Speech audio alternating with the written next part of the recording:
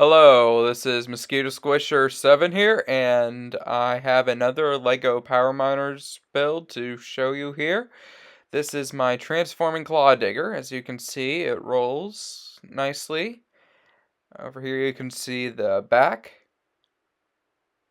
and there's the saw blade and dynamite still there. Now, over to other sides. Put that side here. And now for comparison, here is the actual claw digger. As you can see, I tried to stay really close to the source material. You can compare here from other angles.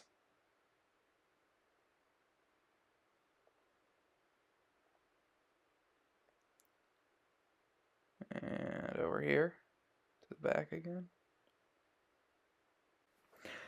For alt mode features, while you can't really control the claws by turning the knob like you could with the original, you can still move the claws up and down manually like that. And you can even keep them in the up position thanks to the friction. The roll cage, it's a little fragile compared to the original, but it still can open. And give me a sec here. You can put a minifig in there.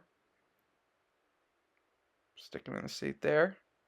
And just close it up like that. For size comparison, here's the claw digger with a minifigure. And with car mode dropkick.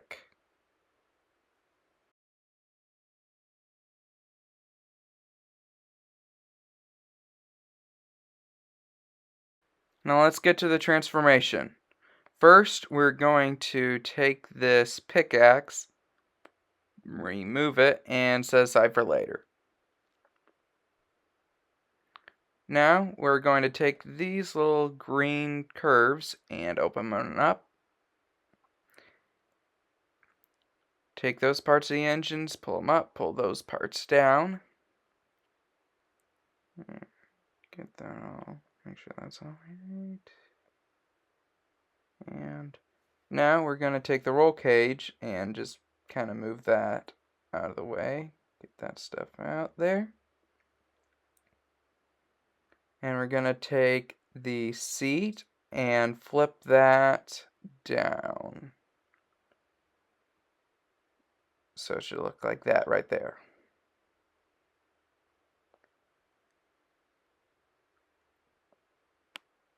Now we're going to take the sections with the headlights and pull them up like so. These are going to be part of the legs.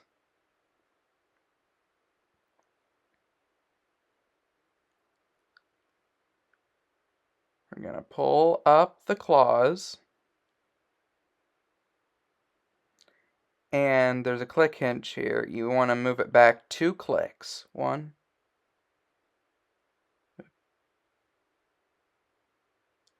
Try again. 1. Got to do it on both sides at the same time. 1. And 2. So now that's in place. You're going to take this whole front section with the shovel and the base of roll cage and move it out of the way.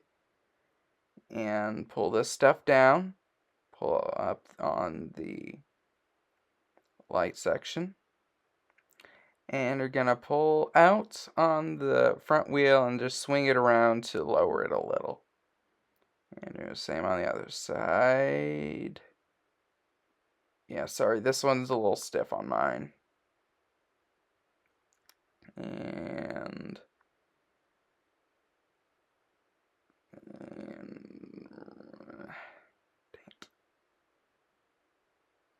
there we go.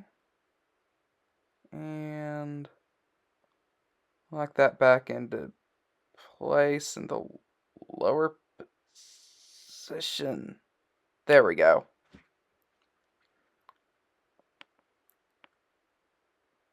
So make sure the levers are pointing down. And we're going to use stud friction to rotate these little details around into what I think is a better looking orientation. Now we're going to take this specific pin and push it out halfway, like that. So there should be a bend right here. Pull the claw tips up, take the knob and rotate it out of the way like that, and do the same on the other side.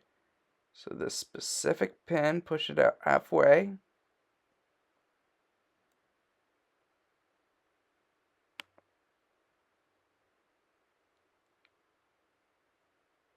There, got it. And there should be a bend in there. Put the knob away and bring the claws down to the other part of the feet. Now we're going to push the two halves of the seat in like that and kind of separate them. Now we're gonna deal with this stuff on the back. We're gonna take these little pieces out and we're gonna pull out the arms like this. Now we're gonna shift one of these pieces down on the clip, pull up the head, rotate it 90 degrees, and then these back wheels are gonna rotate in on his upper back. Now we're gonna pull out the arms on these double hinges here. We can move them down a little, like so. We're going to rotate up these pieces here on stud friction and just bend it back into place. We're going to take the hands, rotate that on stud friction, and then pull that up so the hands look a little better. Get that away. Do the same on the other side. And push up this chest panel here.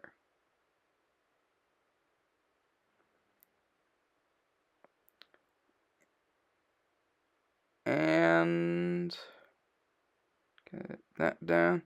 Now we got to deal with the kibble. Rotate that around. Bend this little armature up. Deal with these roll cage pieces. Gotta rotate and fold this up in a specific way so that it'll kind of fold up against the little section there.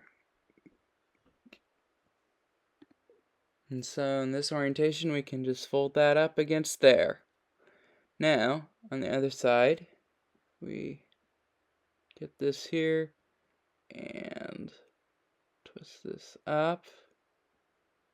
Make sure the plate with the clips is in the right orientation. Fold that in on itself there and swing that around. And then kind of fold that up against the back. Pull up on the shovel. And then you just want to make any last adjustments you're going to make, especially on the feet area for balance and stuff, and then you're done. So here's Claw Digger in his robot mode, and this pickaxe here, you can just place it in his hand as an accessory. Kinda small for a guy this big, but anyways, here's a minifig for size comparison. Here's my Bumblebee movie Bumblebee. And here is my transforming granite grinder.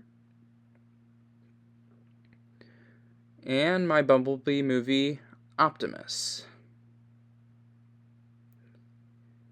For comparison with an official Hasbro figure, here's a Voyager blaster. And lastly, my little height chart. As you can see, he's close to 21 modules in height. Right there.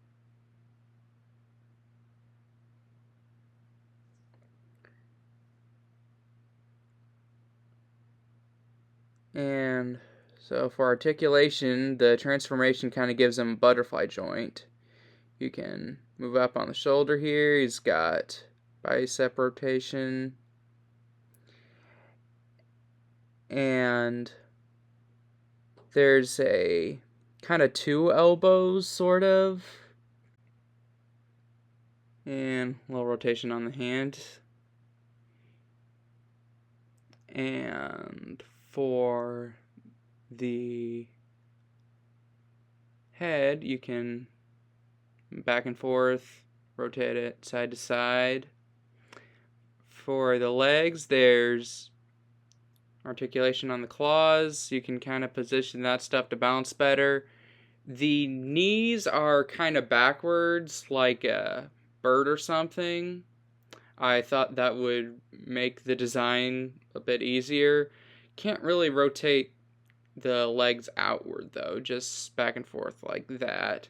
So that's another addition to my transforming LEGO Power Miners vehicles, the Claw Digger.